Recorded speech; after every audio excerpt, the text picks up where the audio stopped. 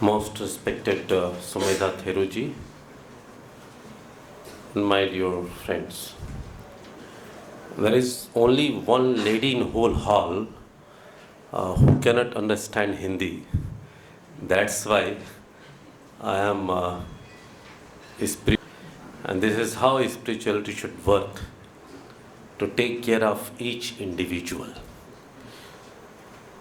Friends, having all, I am here to delineate certain characteristics of spirituality, and without having those features being observed in our day-to-day life,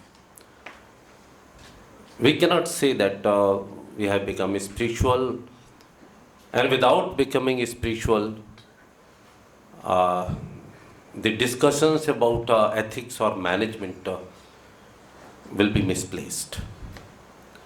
In our inaugural statement, I simply mentioned that spirituality is an independent variable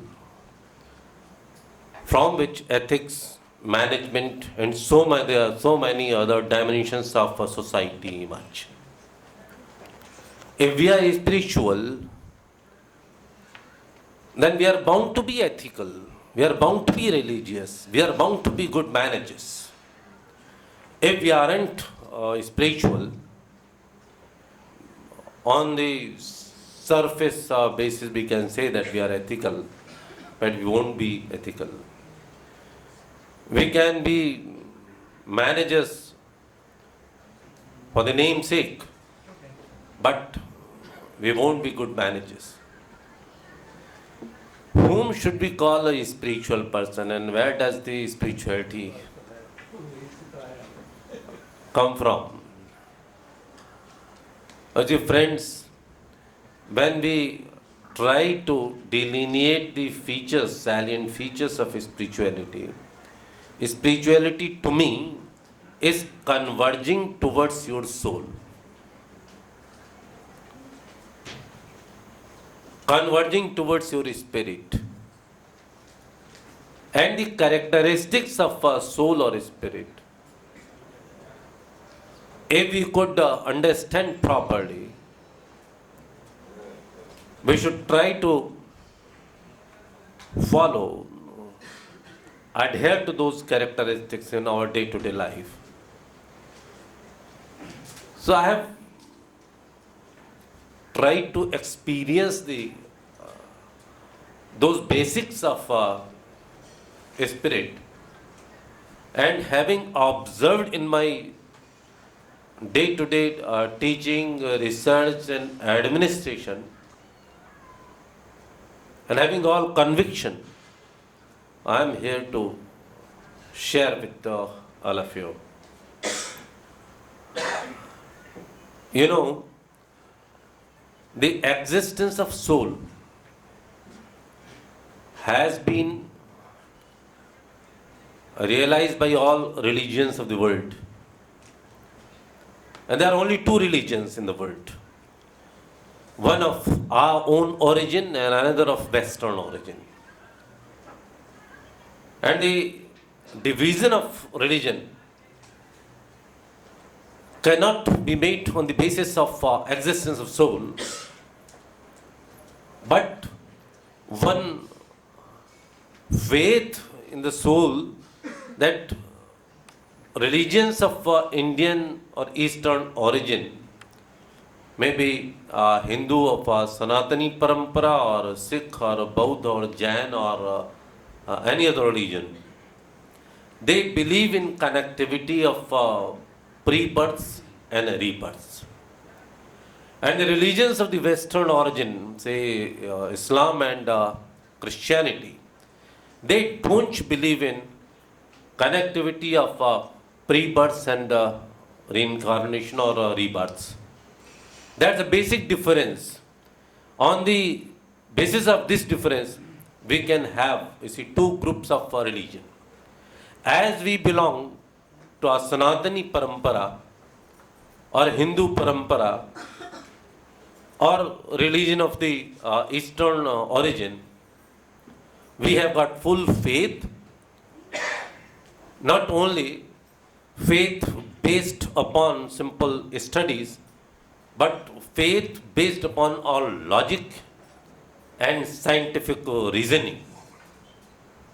It's not time to have any conversation or any discussion over Shastrarth type of a thing, that how to prove that there is a pre-birth or rebirth. But whether it's Jains or the Karma Siddhant or Jataks of Bauddha Dharma, they have all full examples of pre-births and rebirths. So suppose we have got all this connectivity, that there was a life even well before our birth, and there would be life even after our birth, then there should be a long-term approach in our behavior. And in today's world teach to have a short-term approach for everything. I am a student of economics, where Lord Keynes taught that we should have short-term approach. We should have short-term approach because in long run everyone dies. So we should see to fructify our policies within our short span of life. And some other gentlemen economists try to quantify the short term, that is 20 years. For them 20 years life is sufficient. And to us life, Jivan, suppose Jivan is there, and within Jivan we have got Sanskrit scholars also with us. In Jivan, this An Pratyay means Nirantarta. खादन खाते हुए, पिबन पीते हुए, क्रीडन खेलते हुए, जीवन जीते हुए. Jivan means eternality. Jivan means a long-term approach. Jivan means Sanatan approach. So if there is an approach of eternality, there is an approach of long-term in our life, in our day-to-day behavior, will be spiritual. That is one characteristic of spirituality which I could experience. Secondly, whatever soul exists in one particular region, that exists everywhere. The omnipresence, the characteristics of omnipresence. That soul which is in Varanasi, that exists in Jabalpur, that exists in Uttar Pradesh, Madhya Pradesh, in India, in the whole world. And this is how beautifully you see our rishis have, the Udghosht like that, Vasudhaiva Kutumbakam.